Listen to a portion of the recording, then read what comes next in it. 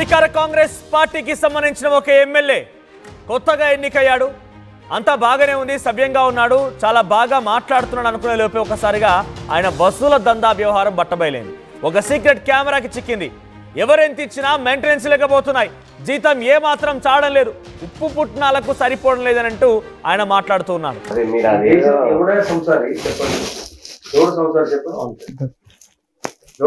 చెప్పండి ఎలా దాదాపు కోట్ల రూపాయలు ఖర్చు పెట్టి గెలిచింది. ఇక నా ముందే కట్టుకొని రేపు ఎన్నికల కూడా తీసుకుంటాను. నేను బయటకు వెళ్తే రోజు లక్ష రూపాయలు వాళ్ళు ఇంటికి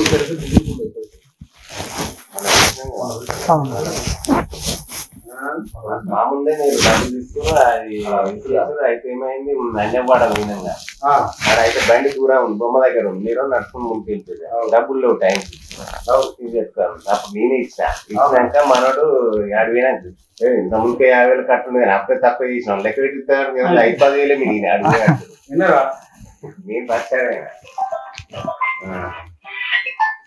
గట్టే ఉంటది పరిస్థితి. ఇట్లా ఈ చిల్లర చిల్లర వచ్చి ఈ బక్కది కూడా ఉండేది నా పెరకది.